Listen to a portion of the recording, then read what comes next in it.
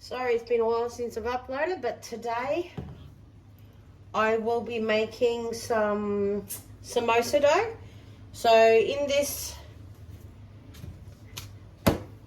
we will need atta flour or whole wheat flour. I've got 2 cups because I'm making double the consistency. I have 1 large mixing bowl. I have 4 tablespoons of ghee. I also have in this one 2 teaspoons of ajwain seeds. I don't know if that's going to do us any justice. They're very, very tiny seeds.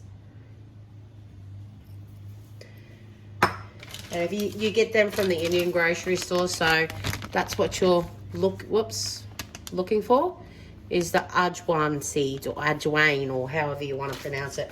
And you'll also be needing a teaspoon of salt. So let's get started. And also you will need water to add gradually. So right now to my bowl, I'll be adding my flour,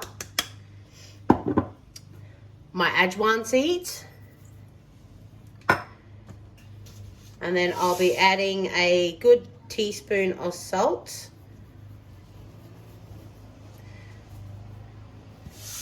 Nice big teaspoon of salt. And then, of course, your hands, clean ones. And I will add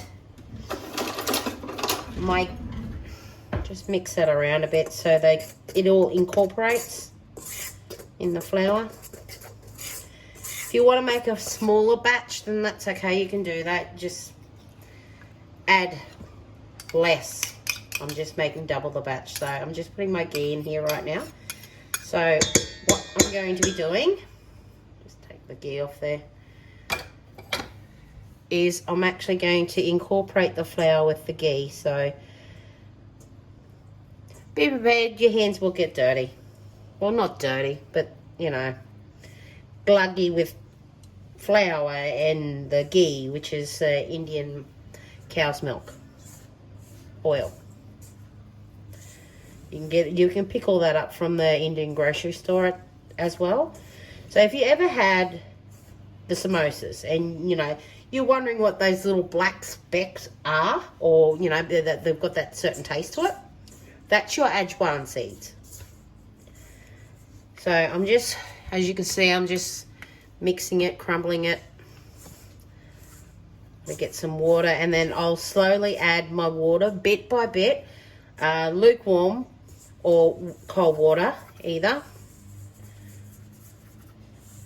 And then once it's all incorporated, like the kneading of the dough and whatnot, you let that sit and set it aside for a little while, and then you'll be making whatever stuffing you want to put in the actual samosa itself. So at the moment they're it's kind of like a moist breadcrumb or biscuit crumb.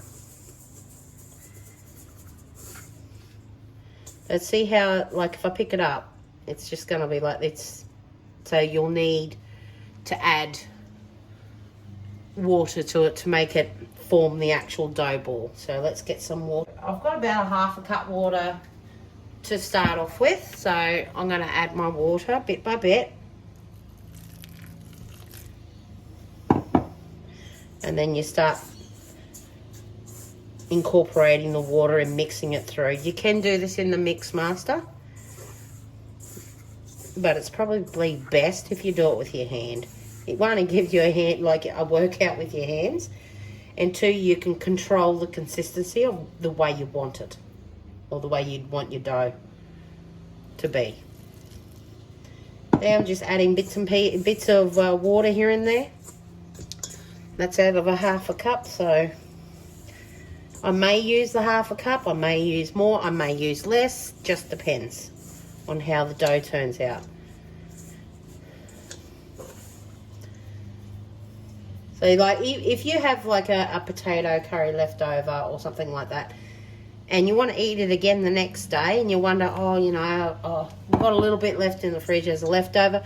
If you make your samosa dough, just like this. Just make your samosa dough, and then just put it in the samosa pockets, which I'll be showing you how we do as well to get it prepared.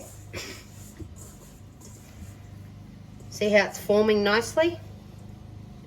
You see that all those little black specks?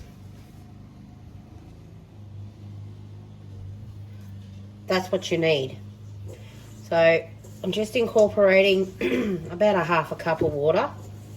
It's almost all pliable and done from the kneading. Like at the moment, it's all crumbly and biscuit-like.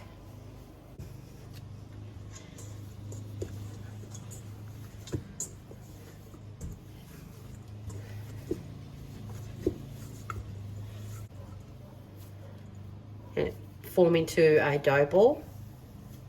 So it's all getting incorporated. You see all the ajwan seeds. Could always get your children to help you mix up the dough if they're bored. Nice clean hands. Then they'll be able to say, I made that. So just a little bit more. So that to make it to this consistency, it's almost taken one full cup. One full half cup of water. Just tap water will do. That's all I use. And the water was cool. So that's, yeah. If you're going to put warm water in, be mindful that if it's too hot, you're going to burn your hands. So lukewarm if you want to. And it's forming it nicely. So it's all crumbly. We just want it to form all together. Because initially when you roll it out to put your stuffing in, you don't want it too crumbly. You'll be rolling it out into the flat surface, then you'll actually have to cut it in half. And then when you go to put your stuffing in there, when you go to put your stuffing in there, that's got to come up together like that. So you're going to create a cone, which you'll be doing in your hands, and then you put your stuffing in and you join it. So last bit, so that took one full half cup of water. So to make it to this dough consistency. So once this is done, I'm going to let that sit.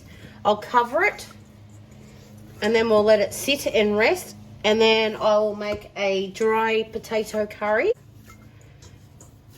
Please comment, like and subscribe to my channel for more YouTube uploads, and let me know that whether or not you're enjoying it. Sorry, my camera keeps moving. Trying out a new tripod. Oh, there we go.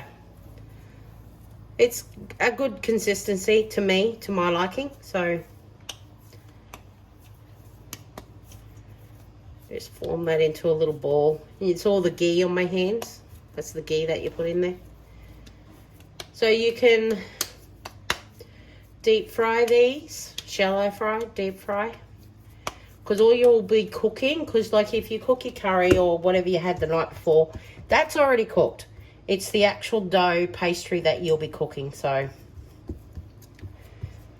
once it's all golden in colour, you'll know when it's done. So that is how you make your dough, or that's how I make my dough for samosas. So I'll be doing a vegetarian samosas today. So I've made my dough. I'm going to put that aside, and then I'll get cracking on making my potato dry curry. Have a good evening.